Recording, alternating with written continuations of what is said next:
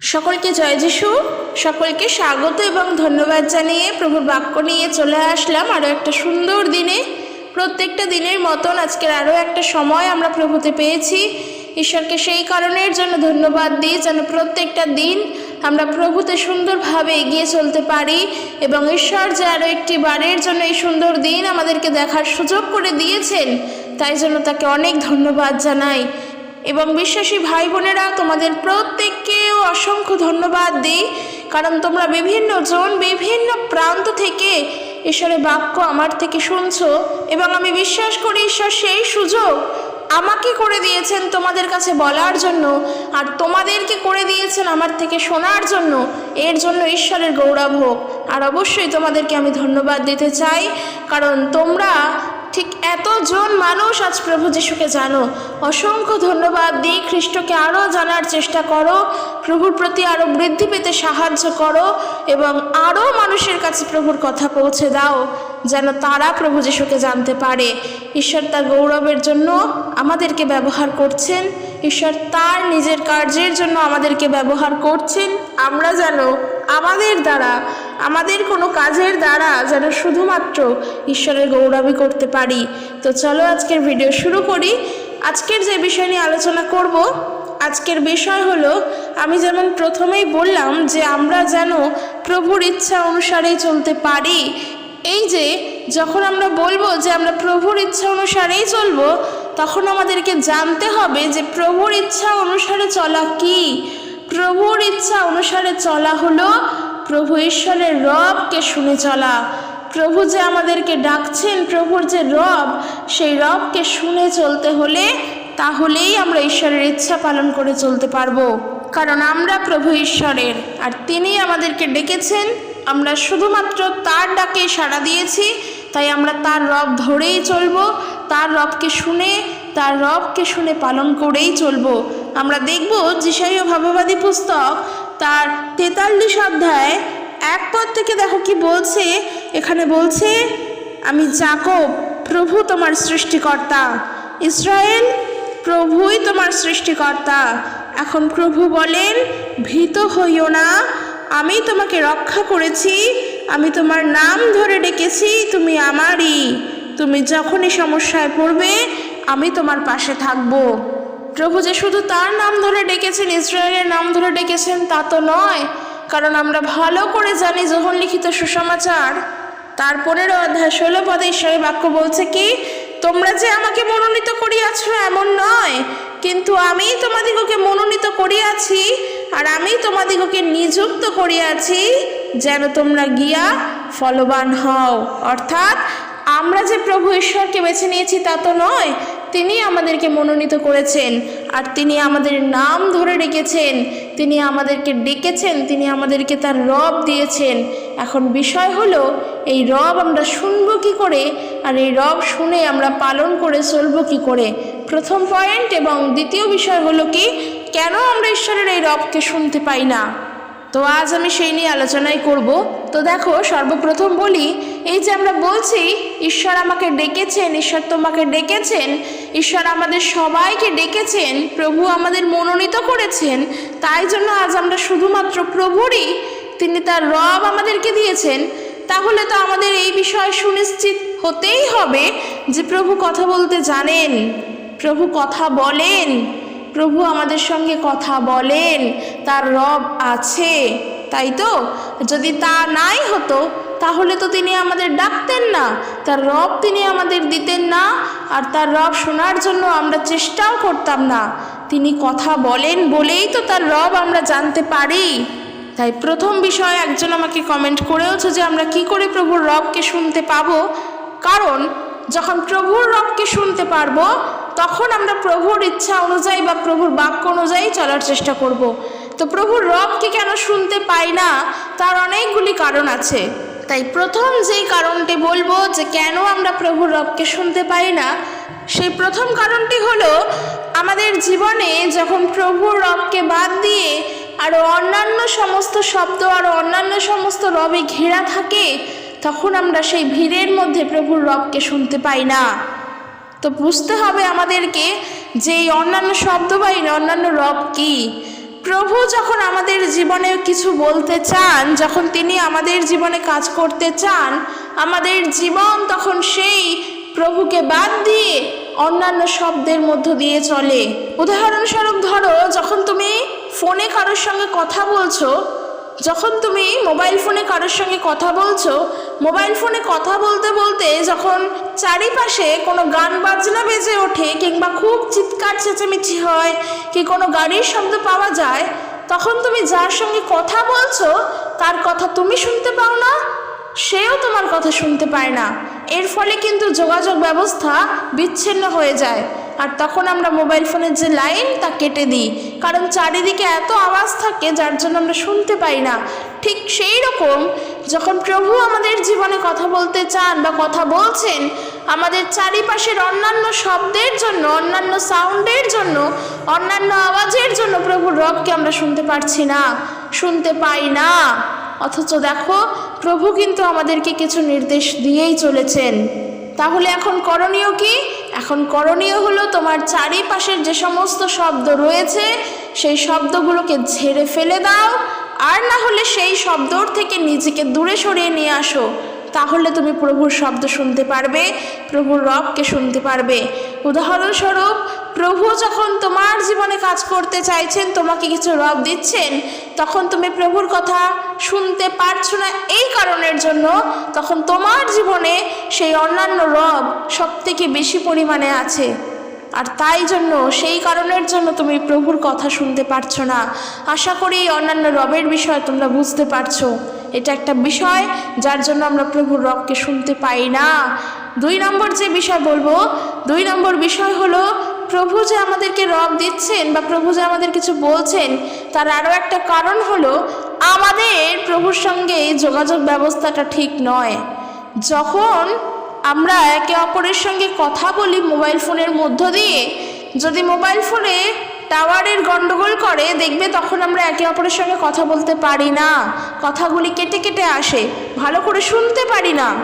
কোনো লাইনের গন্ডগোল থাকলে আমরা তা শুনতে পাই না। ঠিক একই রকম যখন ঈশ্বরের সঙ্গে তুমি কথা বলছো, যখন প্রভু তোমাকে তার রব দিচ্ছেন, তার মানে যখন রব সেই শুনতে পারছো না, তখন মনে করো বা বুঝে নাও যে তোমার সঙ্গে ঈশ্বরের যোগাযোগ ব্যবস্থাটা সঠিকভাবে নেই। তার একটা কারণ হলো, যার মাধ্যম দিয়ে আমরা প্রভুর সঙ্গে যোগাযোগ ব্যবস্থাটা রাখি বা যেই বিষয়ের মধ্য দিয়ে আমরা প্রভুর সাথে কথা বলি, তা হলো প্রার্থনা করা। অর্থাৎ আমাদের জীবনে প্রার্থনাশীল জীবন নেই, তাই আমরা প্রভুর রব শুনতে পাচ্ছি না। একজন আমাকে জিজ্ঞেস করেছিল, কি করে প্রভুর রব শুনবো? আমি বলতে চাই, প্রার্থনা করো, তাহলেই প্রভুর রব শুনতে পারবে। কারণ প্রভু তোমার প্রার্থনার মধ্য দিয়েই তোমার সাথে কথা বলেন। প্রার্থনা করো এবং বাইবেল পড়ো। ওই যে বললাম না যে আমরা মোবাইল ফোনের মধ্য দিয়ে তো একে অপরের সঙ্গে কথা বলি, যোগাযোগ করি। এখন মোবাইল ফোনের লাইনেই যদি গন্ডগোল থাকে, তাহলে তার কথা বলা সম্ভব নয়। ঠিক একই রকম তোমার মাধ্যম হিসেবে কাজ করছে প্রার্থনা করা এবং বাইবেল পড়া।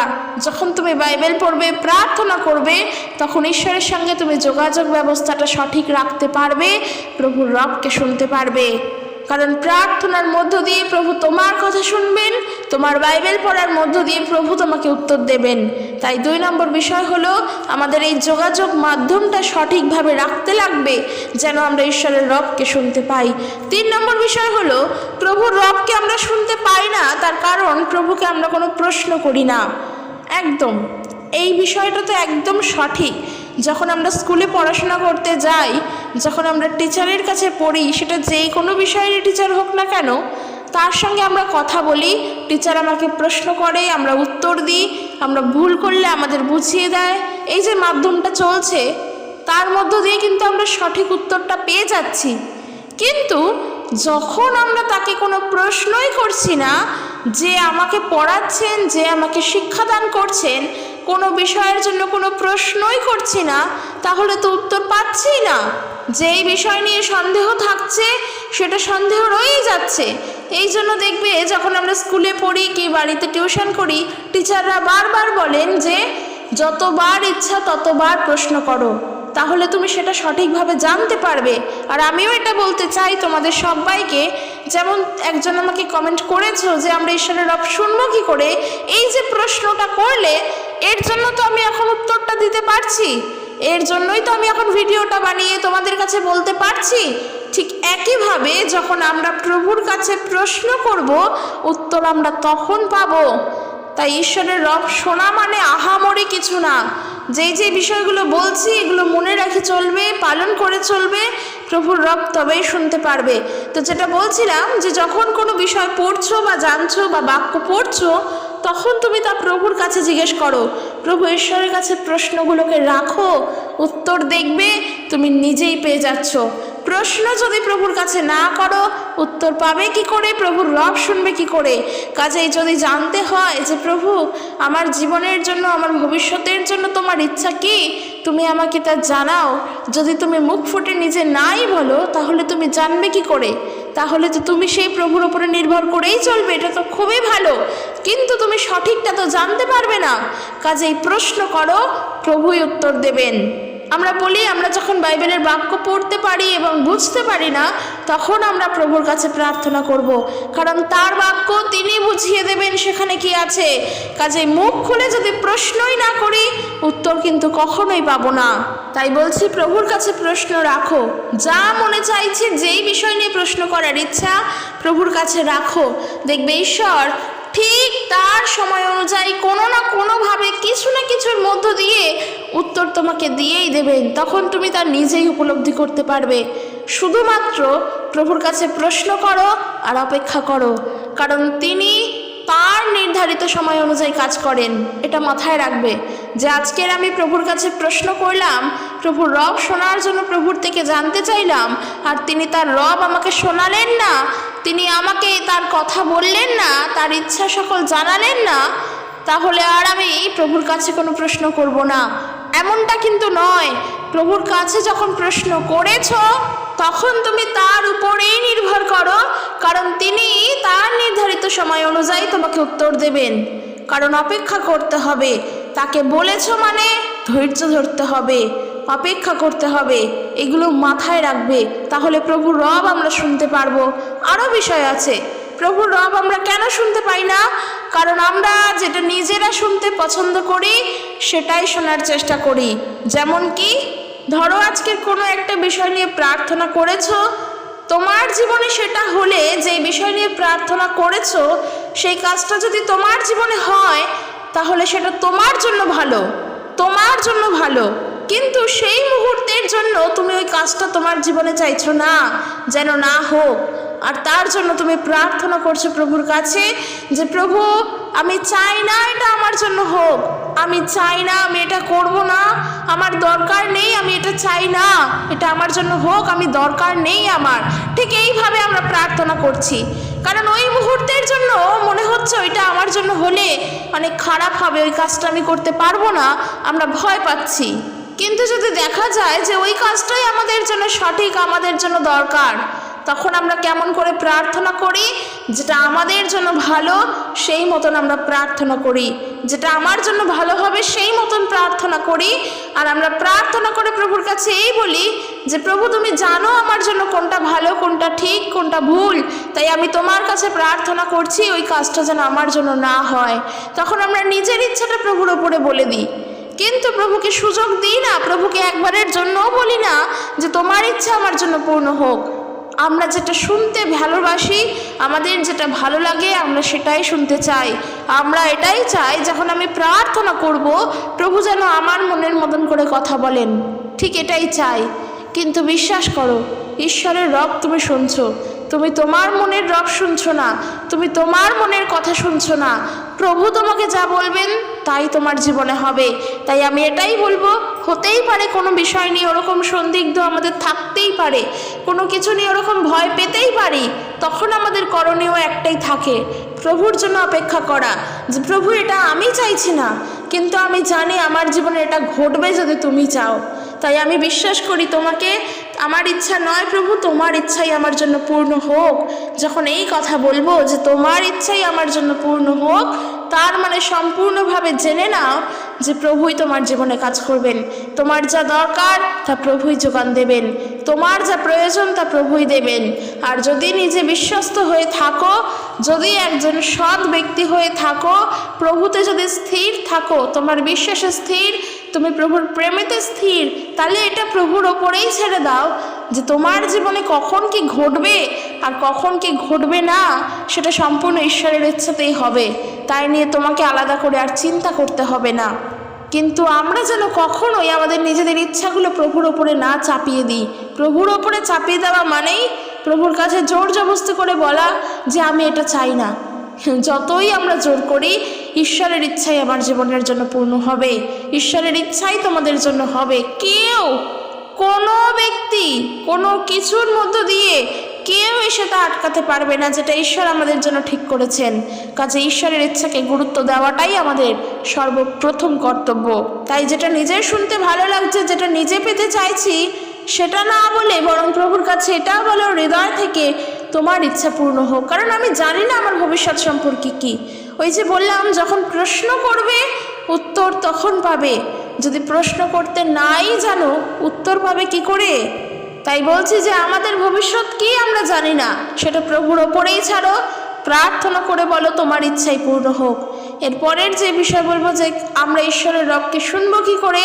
ঈশ্বরের রবকে শোনার জন্য প্রভুকে প্রেম করতে হবে, প্রভু ঈশ্বরকে অনেক বেশি করে ভালোবাসতে হবে, তাকে শ্রদ্ধা করতে হবে।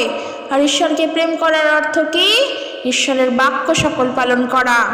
আর যখন আমরা ঈশ্বরের বাক্য সকল পালন করে চলবো, আমরা তখন কি হয়ে উঠব? প্রভুর বাধ্য সন্তান হয়ে উঠব। আর প্রভুর বাধ্য সন্তান হয়ে যখন উঠব, অবশ্যই তখন আমরা আমাদের জীবনে প্রভুর রবকে শুনতে পাবো। কারণ তখন তো আর এমন হবে না যে আমাদের চারিদিকে অন্যান্য শব্দ দিয়ে ঘেরা থাকবে না, তখন শুধুমাত্র ঈশ্বরের রবই আমাদের চারিদিকে থাকবে। তখন আমরা প্রভুর কথাই শুনে চলবো, যেটা আমরা দেখব যোহন লিখিত সুসমাচার তার 14 অধ্যায় 15 পদে ঈশ্বরের বাক্য বলছে, প্রভু যীশু বলছেন, তোমরা যদি আমাকে প্রেম করো তবে আমার আজ্ঞা সকল পালন করিবে। একদমই তাই, ঈশ্বরকে প্রেম করার অর্থ হলো ঈশ্বরের আজ্ঞাবহ হয়ে চলা, প্রভু যা বলছেন তা শুনে চলা। এই বিষয় নিয়েই তো আজকের বলছি যে প্রভু কি বলছেন, তার জন্য বাইবেল পড়তে হবে, প্রভুর কাছে প্রশ্ন করতে হবে প্রভুর আজ্ঞাগুলো কি। আমরা যেন প্রভুর বাক্য মেনে চলতে পারি, তাহলে আমরা তাকে প্রেম করব, তার রবকে শুনতে পারবো। কারণ তিনি আমাদেরকে ডেকেছেন, আমাদেরকে তিনি তার রব দিয়েছেন। কারণ ওই যে বললাম, গতকাল আমি বলেছি যে প্রভু যিশুকে জানার পরই আমাদের নূতন জন্ম হয়েছে। আর এই নূতন জীবনে যেন শুধু প্রভুরই রব থাকে, এই নূতন জীবনে যেন শুধুই ঈশ্বরের রব থাকে, যেন তার রব অনুসারে আমরা জীবনযাপন করতে পারি।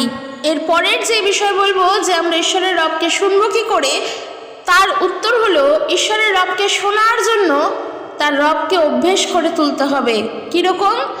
যখন আমরা মোবাইল ফোনে কারোর সঙ্গে কথা বলি, ধরো সেই ব্যক্তি তোমার খুবই ক্লোজ, তোমার বন্ধু কি তোমার প্রিয়জন কি তোমার বাবা মা, যেই হোক না কেন, যার সঙ্গে প্রত্যেক দিন তোমার কথা হয়, প্রত্যেক দিন তুমি মোবাইল ফোনে তার সাথে কথা বলো এবং তার গলার যে সাউন্ড, তার যে শব্দ, তা তুমি চেনো, তোমার চেনা।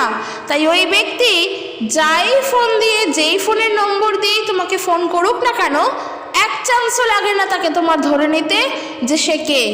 একদমই তাই, যখন তার সঙ্গে কথা বলার অভ্যেস আমাদের থাকে, যখন আমরা দিন রাত তার সঙ্গে কথা বলি, দিন রাত তো আর কেউ কারোর সঙ্গে কথা বলে না, যখন অভ্যেস থাকে প্রত্যেক দিনের কথা বলার, এই যেমন আমি তোমাদের সঙ্গে প্রত্যেক দিন ঈশ্বরের বাক্য শেয়ার করছি, আমি তোমাদের উপর এটা আশা রাখতে পারি যে তোমরা আমার ভয়েসটা শুনতে পাও বা তোমরা আমার ভয়েসটা চেনো। একদমই তাই, যে আমি যে কথা বলছি তা তোমরা চেনো, আমার গলার শব্দটা তোমরা চেনো। কারণ যারা প্রত্যেক দিন আমার ভিডিও শুনছো, তোমরা জানো আমার ভয়েসটা। ঠিক একইভাবে যখন আমরা রোজ প্রার্থনা করব, যখন আমাদের প্রার্থনা করার অভ্যেস থাকবে, ঈশ্বরের রব আমরা তখন শুনতে পারবো। প্রভু কি বলছেন তা আমরা হাজার ভিড়ের মধ্যে থেকেও শুনতে পাবো, কারণ আমরা যখন প্রত্যেক দিন প্রার্থনা করব। তাই প্রার্থনা করো, যখন আমরা প্রার্থনার উত্তর পাই প্রভু তখন আমাদেরকে উত্তর দেন, প্রভু তখন তার রব আমাদেরকে শোনান। তাই যা বিষয় ভাবছো, যা নিয়ে চিন্তা করছো, প্রার্থনা করো, দেখবে উত্তর তুমি সেখান থেকেই পাবে। প্রভুর রবকে শোনার জন্য ধৈর্য ধরো, প্রভুর রবকে শোনার জন্য অপেক্ষা করো। যা তুমি প্রভুর কাছে বলেছো, যা তুমি ঈশ্বরের কাছে রেখেছো, তার জন্য অপেক্ষা করে ধৈর্য ধরো যে তিনি তোমাকে উত্তর দেবেন। এই সম্পূর্ণ ধৈর্যটা প্রভুর ওপরে রাখো, যেন এই ধৈর্য না হারায়।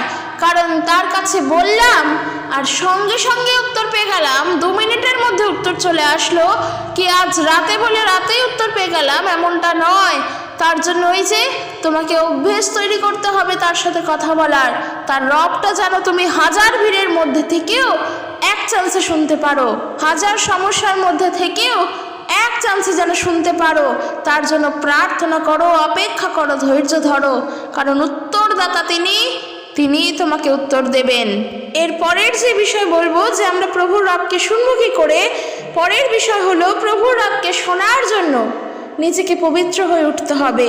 কারণ ঈশ্বর যা রব দেবেন তা পবিত্র, তার মুখের প্রত্যেকটি বাক্য পবিত্র, তিনি নিজে পবিত্র। তিনি তোমার জন্য, তিনি আমার জন্য যা পরিকল্পনা করে রেখেছেন তা অবশ্যই পবিত্র, তা খাঁটি, সেখানে এতটুকুনির জন্যও কোনো ভেজাল নেই।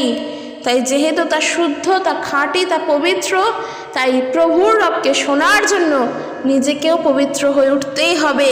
আর এই যখন আমরা প্রভুর রবকে শোনার জন্য পবিত্র হওয়ার চেষ্টা করব, তখন আমাদের দরকার কি, প্রভুর কাছে এসে নিজের সকল ভুলের, নিজের সকল পাপের জন্য ক্ষমা চাওয়া।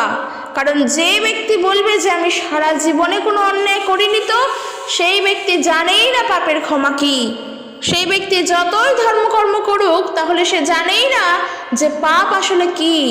তাই তার জন্য বলতে চাই যে নিজের ভুল, নিজের সমস্ত অন্যায় অপরাধ আমরা যেন প্রভুর কাছে এসে ক্ষমা চাই। কারণ তিনি ক্ষমাময় ঈশ্বর, তিনি আমাদের ক্ষমা করেন, তিনি আমাদের পাপের ক্ষমা দেন। তাই নিজের ভুলকে প্রভুর কাছে রাখো, নিজের পাপ থেকে মনকে সরাও, নিজের অন্যান্য রব থেকে মনকে সরাও, প্রভুর রবকে শোনার চেষ্টা করো। প্রভু যা বলতে চান তা শোনার জন্য অপেক্ষা করো। প্রভু যা তোমার জীবনের জন্য করতে চান তা পাওয়ার জন্য অপেক্ষা করো, ধৈর্য ধরো এবং সমস্ত মন্দতা থেকে, সমস্ত অন্যায় থেকে, সমস্ত ভুল থেকে, মন্দ কথার থেকে নিজের মনকে সরিয়ে নিয়ে আসো, নিজেকে সরিয়ে নিয়ে আসো। প্রভুর রবকে জানার জন্য ক্ষান্ত হও, হৃদয় থেকে শান্ত হও, একান্তে নীরবে বসে প্রভুর সঙ্গে কথোপকথন করো, নিজেকে শান্ত করে তোলো। ওই যে আমি যেমন বলি যে যখন আমরা প্রার্থনা করব, যদি আমরা শান্তই না হই, তাহলে আমরা সেই প্রার্থনার উত্তর পাই না। যখন আমাদের মন চঞ্চল থাকে, যখন আমরা একে অপরেরটা দেখে অনেক কিছু ভাবি, কিন্তু অথচ আমরা প্রার্থনা করে বলি আমি আর উত্তর পেলাম না, কিন্তু ওই ব্যক্তি কি সুন্দর উত্তর পেয়ে গেল। এই যখন আমাদের মনে চলে, জানবে আমাদের মন তখন চঞ্চলতায় থাকে। সে পেয়েছে প্রভুর আশীর্বাদে, তুমিও পাবে প্রভুরই আশীর্বাদে। সে পেয়েছে প্রভুর অনুগ্রহে, তুমিও পাবে প্রভুরই অনুগ্রহে। কারণ তুমি যে ঈশ্বরকে জানো, সেই ব্যক্তিও কিন্তু তাকেই বিশ্বাস করে। কাজেই নিজেকে প্রভুতে শান্ত করো, প্রভুর রবকে শোনার জন্য হৃদয় থেকে ক্ষান্ত হও, নিজের মনকে স্থির করো। প্রয়োজন পড়লে নীরবে বসে একান্তে প্রার্থনা করো। যেই স্থানে বসে প্রার্থনা করলে তুমি হৃদয় থেকে শান্তি পাবে এবং বিশ্বাস করবে এটা সম্পূর্ণরূপে যে তোমার প্রার্থনা প্রভু শুনতে পান। কারণ তিনি চঞ্চলতার ঈশ্বর নন, তিনি গণ্ডগোলের ঈশ্বর নন, তিনি শান্তির ঈশ্বর। তার শান্তি আমাদের প্রত্যেকের সঙ্গে। তাই তার কাছে যখন বসে তার রবই শুনতে চাও, তার থেকে উত্তর পেতে চাও, তখন একটি শান্ত পরিবেশে বসে নির্জন স্থানে নীরবে তার কাছে প্রার্থনা করো। কারণ প্রভু যিশু যখন প্রার্থনা করতেন পিতা ঈশ্বরের কাছে, তিনি কিন্তু নীরবে, গোপনে, নির্জন পরিবেশে তারপরে সেই জায়গায় গিয়ে কিন্তু প্রার্থনা করতেন, প্রভুর সঙ্গে কথোপকথন করতেন। তাই প্রার্থনা করার সময় হল্লা চিল্লার মধ্যে থেকে প্রার্থনা করলাম, লোককে দেখানোর জন্য চিৎকার চেঁচামেচির মধ্যে দাঁড়িয়েই বললাম যে প্রভু যিশুর কাছে যখন তখন প্রার্থনা করা যায়, মানে এই যে খুব চিৎকারের মধ্যে দাঁড়িয়ে চারিদিকে চিৎকার গান চলছে, সেখানে দাঁড়িয়ে প্রার্থনা করে দিলাম। আমি বুঝলামও না যে আমার কথা প্রভু ঠিক করে শুনতে পেলেন কিনা, সেটা দেখার চেষ্টাও করলাম না। তাহলে উত্তর তিনি কি করে আমাকে দেবেন? যদি তিনি আমার কথাই সঠিকভাবে শুনতে না পান, বুঝতে না পারেন, তাহলে তিনি কি করে আমাকে উত্তর দেবেন? কাজেই নীরবে গোপনে নির্জন স্থানে বসে একান্তে প্রার্থনা করো, আর সব সময় প্রভুর কাছে প্রশ্ন করো, কি চাইছো কি চাইছো না, কোনটা দরকার, কিভাবে চলবে, কোনটা প্রয়োজন, কোন দিকে গেলে ভালো হয়, কোন পথ তোমার জন্য সঠিক। এই সকল বিষয় নিয়ে সব সময় প্রভুর কাছে বলতে থাকো, প্রভুর কাছে প্রশ্ন করো, উত্তর তিনি দেবেন। এই যে তার কাছে যত প্রশ্ন করবে মানে তার উপরে নির্ভরশীল হবে, তার থেকেই তুমি উত্তর পাওয়ার চেষ্টা করবে। প্রভু এটাই চান যেন আমরা তার থেকেই উত্তর পাওয়ার চেষ্টা করি, তার উপরেই যেন নির্ভরশীল হয়ে উঠি। কে বলেছেন যে তবে প্রভু আমাদের উত্তর দেবেন না? প্রভু উত্তর দেবেনই দেবেন যদি আমরা তার কাছে চাই, যদি আমরা তার উপর নির্ভরশীল হই। প্রভুর রবকে শোনার জন্য নিজেকে সম্পূর্ণরূপে প্রভুর হস্তে, প্রভুর কাছে সমর্পিত হতে হবে। যদি আমরা নিজেরা প্রভুর কাছে সমর্পিত থাকি, প্রভুর কাছে নিজেকে সম্পূর্ণরূপে সমর্পণ করি, তাহলে প্রভুর ইচ্ছাকে জানতে পারবো, প্রভুর ইচ্ছাকে বুঝতে পারবো, প্রভুর রবকে জানতে পারবো। প্রভুর রবকে জানা মানেই ঈশ্বরের ইচ্ছাকে বুঝতে পারা, যে তিনি আমাদের জীবনের জন্য কি চান, তিনি আমাদের জন্য কি চান, তাই হলো প্রভুর রবকে জানা, প্রভুর ইচ্ছাকে বোঝা। আর ঠিক তার জন্য নিজেদেরকে প্রভুর হস্তে সমর্পিত করতে হবে, যে প্রভু আমি শুধু তোমারই রব শুনতে চাই। হাজার ভিড়ে থেকেও, হাজার সমস্যার মধ্যে থেকেও আমি শুধুমাত্র তোমার রবকেই শোনার চেষ্টা করি, আমি তোমার রবকেই শুনবো, তোমার রবই আমি পালন করে চলবো। আর ঠিক তার জন্য আমি নিজেকে তোমারই হস্তে সমর্পণ করলাম। দেখবো আমরা রোমিওদের প্রতি পত্র তার 12 অধ্যায় 1 পদ থেকে কি বলছে দেখো, ভাই ও বোনেরা, আমার মিনতি এই, ঈশ্বর আমাদের প্রতি দয়া করেছেন বলে, ঈশ্বরের অনুগ্রহ আমাদের প্রতি আছে বলে তোমাদের জীবন ঈশ্বরের উদ্দেশ্যে জীবিত বলিরূপে উৎসর্গ করো, তা তার কাছে পবিত্র প্রীতিজনক হোক। ঈশ্বরের উপাসনা করার জন্য তোমাদের কাছে এ হলো এক আত্মিক উপায়। এই জগতের লোকেদের মতো নিজেদের চলতে দিও না, বরং নূতন চিন্তাধারায় নিজেদেরকে পরিবর্তন করো, যেন বুঝতে পারো ঈশ্বর কি চান, কোনটা ভালো, কোনটা তাকে খুশি করে এবং কোনটা সিদ্ধ। সম্পূর্ণরূপে এখানে বলে দিচ্ছে ঈশ্বর কি চান, তার জন্য নিজেদেরকে এই জগতের থেকে সরাতে হবে। ওই যে বললাম, যখন আমরা মোবাইল ফোনে কথা বলছি, চারিদিকে যদি চিৎকার চেঁচামেচি গান বাজনা বাজে, তখন তো আমরা একে অপরের সঙ্গে মোবাইল ফোনে থেকে কথা বলতে পারি না। তখন হয় আমরা লাইনটা কেটে দিই, না হলে আমরা কি করি, ওই গান বাজনার থেকে দূরে সরে আসি। তাহলে আমাদের করণীয় কি? লাইন কেটে দেওয়া? একদম না। যদি লাইন কেটে দিই তাহলে তো ঈশ্বরের সঙ্গে বিচ্ছিন্ন হয়ে গেলাম। তাহলে আমাদের করণীয় ওই গান বাজনা থেকে, চিৎকার চেঁচামেচি থেকে নিজেকে সরিয়ে রাখা, নিজেকে সরিয়ে আনা, একটা নির্জন জায়গায় গিয়ে, ফাঁকা জায়গায় গিয়ে মোবাইল ফোনে কথা বলা, তাহলে একে অপরের সাথে আমরা কথা বলতে পারি। ঠিক একই রকম যখন এই জগতের থেকে নিজেদেরকে সরাবো, এই জগতের চিন্তাধারা, জগতের কথাবার্তা, জগতের আচার আচরণ, জগতের রীতিনীতি থেকে যখন নিজেদেরকে সরাবো, প্রভুর সঙ্গে আমরা যোগাযোগ করতে পারবো। এই জগতের মানুষের থেকে নিজেকে সরিয়ে নিলে তার জগতের কাছে প্রভুর নাম বলতে পারবো না, কিন্তু তাদের আচার ব্যবহার, তাদের কাজকর্ম, তাদের সমস্ত কিছু, তাদের জীবনে চলন ফেরন, এই সকল কিছুর থেকে নিজেকে সরাও, প্রভুর পথে চলো, প্রভুর রবকে শোনার জন্য নিজেকে প্রভুর হস্তে সমর্পিত করো, যে পিতা আমি তোমার কাছে সমর্পিত, আমার জীবন আমি তোমাকে দিলাম, তুমি তোমার ইচ্ছা অনুসারে পরিচালনা করো। দেখবে এইভাবে প্রার্থনা করো, ঈশ্বরের রব তুমি শুনতে পাবেই পাবে। যখন তোমার জীবনে শুধুমাত্র ঈশ্বরকে কাজ করার জন্য তুমি বলবে, যখন পবিত্র আত্মাকে অনুমতি দেবে যেন তিনিই তোমার জীবনে কাজ করেন, তাহলেই প্রভুর রব তুমি শুনতে পারবে। কারণ যেটা রোমিও তার 12 অধ্যায় 1 পদ অলরেডি বলেই দিচ্ছে যে আমরা ঈশ্বরের দয়া পেয়েছি বলে সেই দয়ার গুণেই যেন আমরা নিজেদের জীবনকে প্রভুর হস্তে জীবিত বলি রূপে উৎসর্গ করতে পারি। আর আমরা যদি তা করতে পারি তাহলে কি তা হবে ঈশ্বরের কাছে পবিত্র এবং প্রীতিজনক, এবং ঈশ্বরের উপাসনা করার জন্য তোমাদের কাছে এক আত্মিক উপায়। যখন আমরা বলবো যে প্রভু আমি তোমার কাছে সমর্পিত, এই বাক্যের মধ্য দিয়েই তখনই বুঝে নাও যে তুমি প্রভুর কাছে সম্পূর্ণ সমর্পিত হয়ে গেলে, তুমি আর অন্য কারোর নও। কারণ প্রভু তোমাকে ডেকেছেন, প্রভু তোমার নাম ধরে ডেকেছেন। আমরা তার রক্তে শুচি হয়েছি, অন্য কারোর কিছুর দ্বারা নয়, প্রভু যিশুর রক্তের দ্বারা। আর যখন থেকে তিনি আমাদেরকে শুচি করলেন তখন থেকে আমরা তার পবিত্র রক্তের গুণে তিনি আমাদেরকে কিনে নিয়েছেন। তার পবিত্র রক্তের দ্বারা আমরা তার কাছে কেনা হয়ে গিয়েছি। যখন আমরা তার কাছে কৃত তখন তিনি শুধু আমাদের জীবনে কাজ করবেন, তখন আমরা শুধু তারই রব শুনব। তাই যখনই হাজার সমস্যা জীবনে জটিলতা আসছে, অনেক মানুষ অনেক কমেন্ট করো, আমি দেখি অনেক সমস্যা, শুধুমাত্র শারীরিক নয়, মানসিক অনেক সমস্যা, চারিপাশের অনেক সমস্যা, পারিবারিক অনেক সমস্যা। এই যখন সমস্যাগুলো আসে তখন একটা কথাই বলবো, শুধুমাত্র নীরবে থেকে নির্জন স্থানে গিয়ে প্রার্থনা করো, প্রভুর রবকে শোনার চেষ্টা করো, প্রভুর কাছে প্রশ্ন করো, মনে মনে তার সাথে কথোপকথন করো। তিনি উত্তর দেবেন, কারণ তিনি উত্তরদাতা ঈশ্বর, উত্তর তিনি দেন। তাই হাজারো সমস্যা জটিলতার মধ্যে থেকেও প্রভুর সঙ্গে কথা বলো, দেখবে সেখান থেকে তুমি উত্তর পাচ্ছ। প্রভু তোমাকে সঠিক পথ দেখিয়ে দিচ্ছেন, তখন অন্য কারোর কাছে যাওয়ার দরকার নেই। কার কাছে গেলে উত্তর পাবে, কোথায় গেলে সমাধান হবে, এই সমস্ত চিন্তা করো না।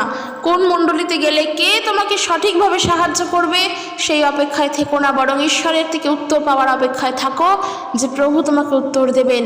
ওই যে বললাম যে প্রার্থনা করো আর ধৈর্য ধরো, অপেক্ষা করো, কারণ তিনি তার নির্ধারিত সময় অনুযায়ী কাজ করেন।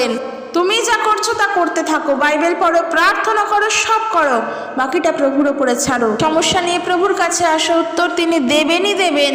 কারণ আমিও যখন কোনো বিষয় নিয়ে ভাবি, প্রভুর কাছে প্রার্থনা করি, কিভাবে যে উত্তর পাই সেটা আমি জানি না, কিন্তু প্রভু তার সময় অনুযায়ী আমাকে উত্তর দেন। আর আমি এটাই বলতে চাই, উত্তরদাতা তিনি, উত্তর তিনি দেবেন। তো চলো আজকের এখানে শেষ করছি। ভিডিওটি ভালো লাগলে অবশ্যই লাইক কমেন্ট করে জানিও এবং ভিডিওটি শেয়ার করে দিও। সকলে সুস্থভাবে থাকো, ঈশ্বরের আশীর্বাদ তোমাদের প্রত্যেকের প্রতি বর্তুক। আর অবশ্যই এগুলো মাথায় রেখে চলো, এগুলো পালন করে চলো, দেখবে উত্তর অবশ্যই পাবে। কারণ প্রভু কাউকে কোনো কিছুরই জন্য ফিরিয়ে দেন না, প্রভু আমাদের আশীর্বাদ করেন। তাই প্রভুর উপরে ধৈর্য রাখো। জয় যিশু, প্রেজ দ্য লর্ড।